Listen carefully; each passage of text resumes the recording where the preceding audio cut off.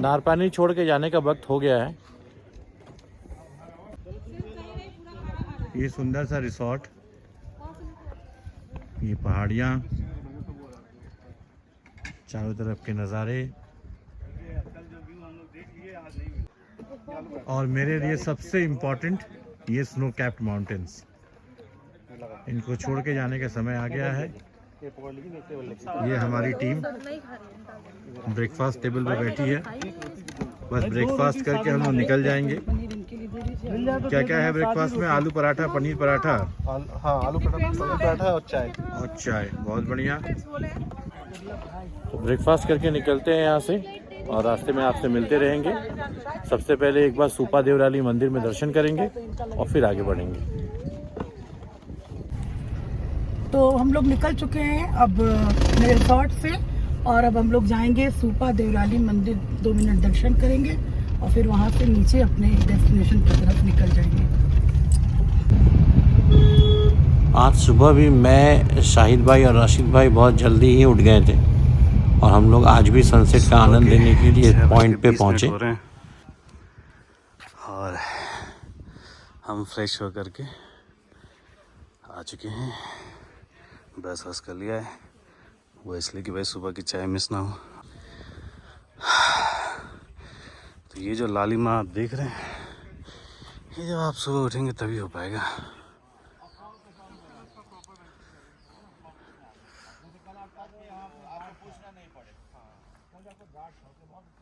सुबह की morning tea, और मुझे लग रहा है कि 6:40 हो रहा होगा बहुत। तो हाँ 6:40। और ये मौसम है यहाँ का अभी। आज थोड़ा सा वेदर क्लियर नहीं है। कल का जो व्यू था वो हम लोग को आज नहीं मिल रहा है। वहाँ फिर भी बहुत अच्छा है। फिर भी हम एंजॉय कर रहे हैं इस मौसम को, इस चाय को। हाँ बिल्कुल। चाय पीने के बाद हम निकल पड़े एक छोटे से ट्रैक के लिए। बहुत दूर तो नहीं जाना था, बट सामने वाली पहाड़ी पे ही हम लोग जाना था और वहाँ से नज़ारे और भी खूबसूरत लग रहे थे। जैसे लग रहा था कि हम बादलों के ऊपर चल रहे हों। तो बहुत अच्छा एक्सपीरियंस रहा। सुबह सुबह थोड़ी सी चहलकदमी भी हो गई और नज़ारों का भी बहुत खूबसूरती से हम लोगों ने आनंद लिया।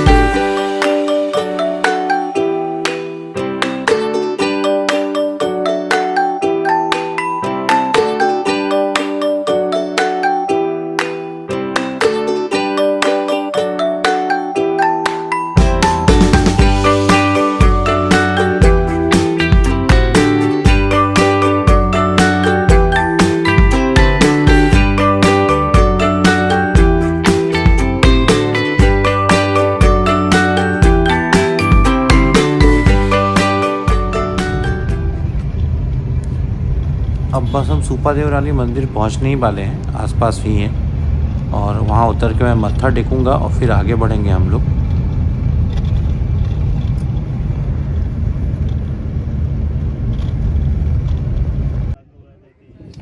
ये है सूपा देवराली मंदिर और बहुत भीड़ है यहाँ पे। आज सुबह सुबह का समय है तो मैंने गाड़ी पार्क की और मैंने मत्था टेका और अब मैं जल्दी से वापस जा रहा हूँ बिकॉज़ ये नो पार्किंग जोन है।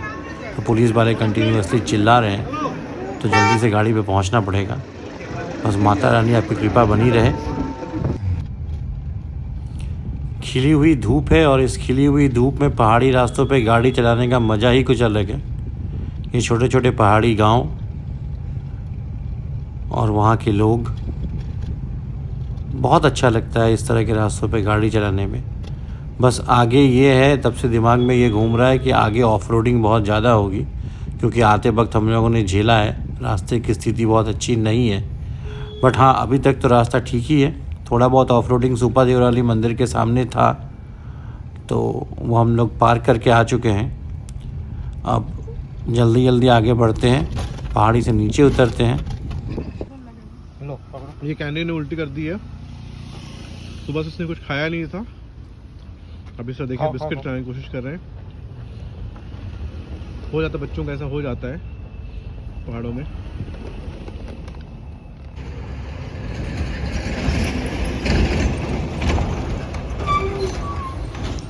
ये रोड अभी कंस्ट्रक्शन में अभी है। यहाँ पे हम लोग गाड़ियाँ खड़ी हैं, शायद सर ये आरिश ट्रॉली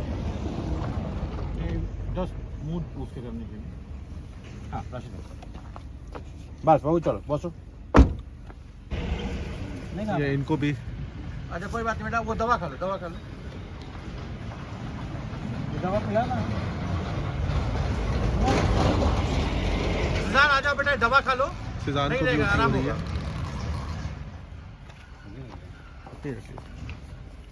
इसी में डालिए ना।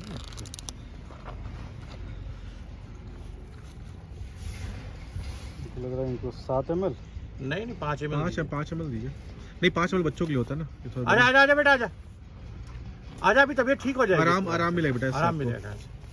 आजा, हाँ ठीक है, तुम पी लो, खुद से पीजिए। पीजिए। 1 2 3 गो। मारो, 1 2 3 अल्लाह मारो। हाफ़िज़, चलिए। चलो चलो। चलो 1 अल्लाह 2 काफी, अल्लाह सर, चलो। 3 खत्म। अरे खत्म यार, 3 बार हो गया। मीठा है, मीठा है। अरे एकदम वो है भाई, मीठा है एकदम। अच्छा आप कीजिए, ऐसे ले लीजिए बस। मीठा है, मीठा है। बस बस। हो गया, इतना ही खाना था मीठा तो था।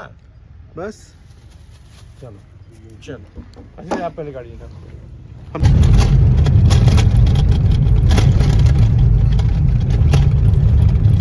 तो ये देखिए रास्ता, तब से तुषार परेशान थे कि वो खराब रास्ता अभी तक क्यों नहीं आ रहा है, क्यों नहीं आ रहा है। आखिरकार आ गया खराब रास्ता। रास्ते में इतनी धूल, और आज सुबह कैंडी कुछ खाई नहीं थी, तो कैंडी थोड़ी परेशान थी, इसी वजह से उल्टी कर दिया उसने। अभी हम लोगों ने उल्टी साफ ऑफ करके अब हम आगे बढ़ रहे हैं। बिस्किट खिलाया गया है उसको राशिद से लेके, तो थोड़ी सी शांत अभी बैठी हुई है। ये देखिए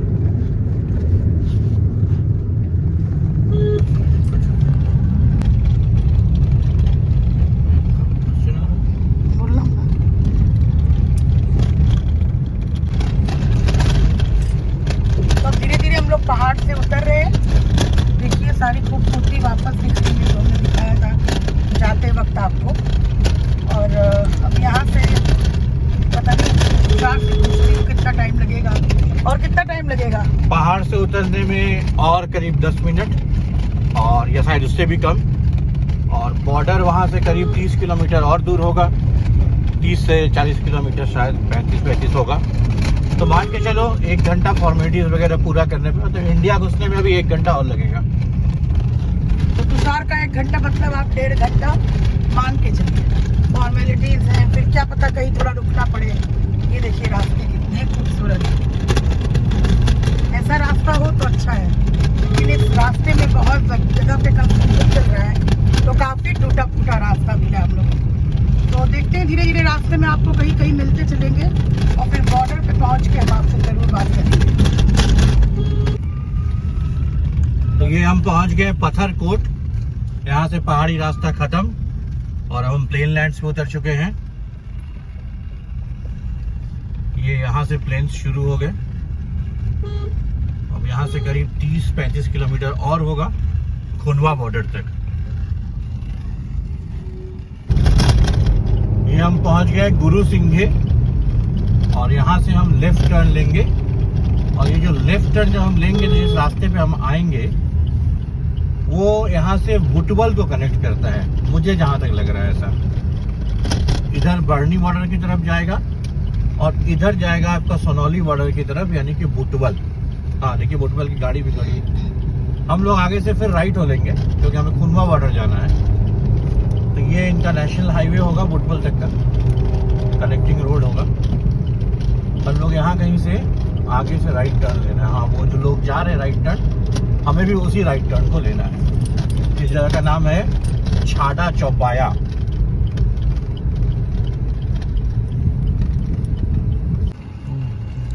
हम लोग पहुंच चुके हैं नेपाल इंडिया बॉर्डर पे और अभी चेक पोस्ट पे हमें कागज़ वगैरह दिखाना पड़ेगा।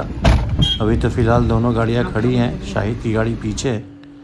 ये नो मैंस लैंड का इलाका है। हमारे पीछे नेपाल बॉर्डर है और सामने इंडिया का चेक पोस्ट है।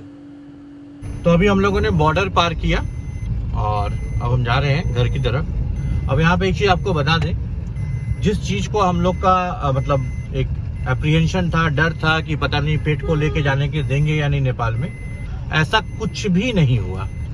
हमारे पास कागज़ थे, मैंने पहले ब्लॉग में बताया था, नारपानी का जो पिछला ब्लॉग था हमारा, अगर आपने नहीं देखा है तो उसको देखिए क्या क्या कागज़ चाहिए होते हैं। तो कागज़ हमने सारे बना लिए थे डॉग के, बट कहीं पे भी किसी ने किसी कागज़ की मांग नहीं की और कोई डॉग की एंट्री भी नहीं हुई, ना जाते वक्त ना आते वक्त। मुझे एक डर था कि कहीं आते वक्त ये लोग परेशान ना करें कि आप डॉग लेके गए थे, बट ऐसा भी कुछ नहीं हुआ। डॉग की कोई एंट्री कहीं पे नहीं हुई, कागज भी किसी ने नहीं देखा, ना तो इंडियन चेक पोस्ट पे और ना ही नेपाल के चेक पोस्ट पे। तो अगर आप पेट ओनर हैं और पेट को लेके ट्रैवल करते हैं तो इस वीडियो से ये आपके लिए एक मैसेज है कि आप पेट को लेके नेपाल जा सकते हैं, नो इश्यूज विद दैट। और आप आराम से पेट को लेके जाइए। और हमने जहां तक देखा कि नेपाल में जो लोग हैं वो पेट लवर भी हैं। वहां पे होटल में भी एक बार भी उन्होंने मुझसे नहीं पूछा कि पेट को लेके आए हैं या कोई एक्स्ट्रा चार्ज दीजिए, ऐसा कुछ नहीं है। जबकि जब हम साउथ इंडिया गए थे, हमारे ब्लॉग्स में आप देखिएगा, हम लोग काफ़ी परेशान हुए थे। वहाँ पे पेट फ्रेंडली होटल्स का मिलना बड़ा मुश्किल है साउथ इंडिया में। और साथ ही साथ अगर मिल भी जाएगा तो हर जगह पे आपको 500 रुपये या 1000 रुपये का एक्स्ट्रा चार्ज देना पड़ेगा अपने पेट के लिए। बट नेपाल में ऐसा कुछ भी हमने नहीं देखा, एटलीस्ट हम जहाँ गए थे वहाँ तो नहीं देखा। और जितने भी लोग वहाँ थे वो भी बहुत पेट लविंग थे। खुशी की बात है हमारे लिए एज अ पेट पेरेंट्स। तो चलिए अब आगे बढ़ते हैं और अब हम फिर से उसी रूट से सिद्धार्थनगर होते हुए, फरिंदा होते हुए गोरखपुर पहुँचेंगे। बीच में जहाँ खाना खाएंगे वहाँ आपसे फिर से मिलेंगे। बने रहिए हमारे साथ।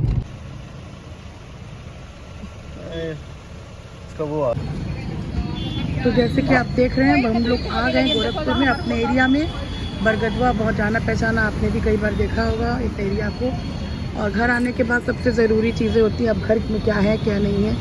तो जाने से पहले कुछ चीज़ें हमारी ख़त्म हो गई थी, तो तुषार गए हुए हैं। वो सामने जनरल मर्चेंट की दुकान में आप देख रहे होंगे तुषार खड़े हैं, तो वो सामान लेने गए हैं। तो अब सामान लेके इसके बाद हम सीधे वापस घर जाएंगे और उसके बाद थोड़ा रेस्ट करेंगे। और जैसे कि आज क्रिसमस भी है, तो फिर यहाँ से निकलने के बाद घर पे रेस्ट करने के बाद हम अपनी मैम के यहाँ जाएंगे क्रिसमस सेलिब्रेशन के लिए। देखिए तुषार भी खरीद के वापस आ गए सामान और हम जल्दी से निकलेंगे, रेस्ट करेंगे और उसके बाद फिर जाएंगे अपनी मैम के यहाँ सेलिब्रेशन के लिए। तो सारे सामान की खरीदारी हो गई। हाँ, वापस आने के बाद हमें सबसे पहले घर की याद आती है, तो तुषार वापस आ गए सब सामान वामान लेके। और जैसा कि मैंने आपको बताया कि यहाँ से जाने के बाद हम थोड़ा रेस्ट करेंगे, फिर जाएंगे अपनी मैम के यहाँ सेलिब्रेशन पे। तो ये ट्रिप हमारा बहुत अच्छा रहा। क्यों, कैसा रहा ट्रिप? बहुत बढ़िया।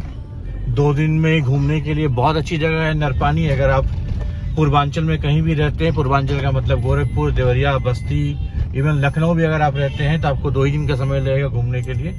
अच्छी जगह है घूमने के लिए और हम लोगों ने तो खूब एंजॉय किया। अब घर जाने की बारी है।